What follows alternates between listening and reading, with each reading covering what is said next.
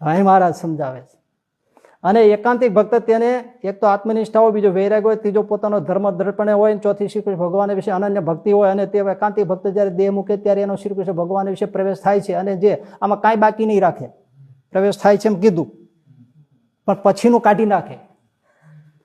અને જે એકાંતિક ન હોય તેનો બ્રહ્માદિકમાં પ્રવેશ થાય છે, અથવા શંકર સાણિદિકને વિશે પ્રવેશ થાય છે, પણ એકાંતિક થયા વિના શ્રી કૃષ્ણ વાસુદેવમાં પ્રવેશ થતો નથી. હવે સાંભળો, તે પ્રવેશ તે એમ સમજવો જે પોતે સમજાવે છે,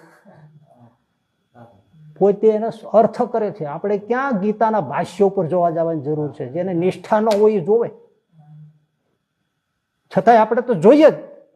નિષ્ઠા હોય નહીં, આ જાણવાથી રસ આવે. જેમ ગોપાલ સાહેબ ભાષ્ય કર્યું, પણ એમ કે આ સિદ્ધ કરવા માટે આપણે ભાષ્યો કોઈ બોલે તો જ માનીએ. આ સીધા બાપના વચનો માને પેલા આ છે.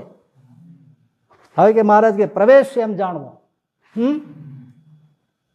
જેમ અતિશય લોભી હોય તેનો ધનમાં પ્રવેશ થાય છે, જેમ અતિ કામી હોય તેનો મનગમતી સ્ત્રીમાં પ્રવેશ થાય છે, જેમ ઘણી દોલત વાળો હોય ને તે વાંજ્યો હોય ને તેને દીકરો આવે તો તેનો દીકરામાં પ્રવેશ થાય છે, એવી રીતે જેનો જીવ જે સંગાથે બંધાયો હોય તેને વિશે તેનો પ્રવેશ જાણવો.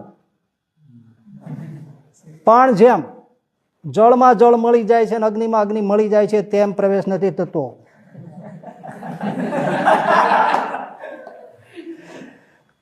એ તો જેને વિશે પ્રવેશ હોય તેને પોતાના ઈષ્ટદેવ વિના બીજા કોઈ પદાર્થને વિશે હેત ઉપજે જ નહીં, અને એક તેની જ રટના લાગી રહે ને તે વિના જીવે તે મહા દુઃખના દિવસ ભોગવીને જીવે પણ સુખ ન થાય. આને પ્રવેશ જાણો.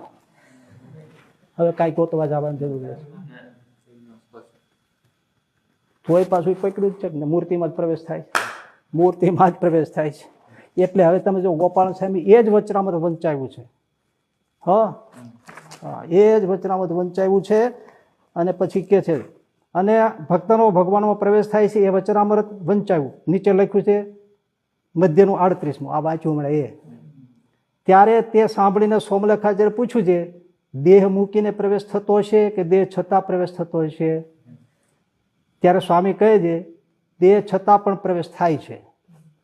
કેમ છે? જેનો જેને વિશે અતિશય સ્નેહ હોય તેનો તેને વિશે પ્રવેશ જાણવો. તે જ્યારે આ વ્યાખ્યા બહુ સરસ કરી, પછી એટલે આમ સમજવાટ બહુ સરસ કરી સ્વામી. તે જ્યારે શ્રીજી મહારાજે સંતને જુનાગઢ મોકલવા માંડ્યા ત્યારે પ્રવેશ અપ્રવેશની ખબર પડી.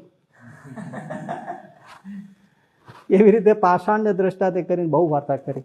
પ્રથમ પ્રકરણની 307ની વાત છે. પ્રવેશ આપણે હેત માનીએ, શ્રીજી મહારાજ હેત છે, ગોપાલ છે, ત્યારે ખબર પડી જુનાગઢ મોકલવાના થયા મંદિરે તો બહુ હેતવાળા જણાતા હતા, પણ કોઈ માન્યા નહીં, ઉભા થયા નહીં, ગયા નહીં. હા, તો પ્રવેશ સ્વામી શું કે છે? હેત એટલે હેત, સમર્પણ એટલે સમર્પણ, એનું વચન એ વચન. સાહેબ, સ્વરૂપ નિષ્ઠાની વાત કરો, હેતની વાત કરો, બાપનું વચન એટલું ન લોપે એને જ હેત કહેવાય, એને ઉપાસના કહેવાય, એને સર્વોપરી નિષ્ઠા કહેવાય. સ્વામી એ શીખવાડે છે પ્રભુ. હવે ગોપાળાનું સ્વામીનું માનવું નથી.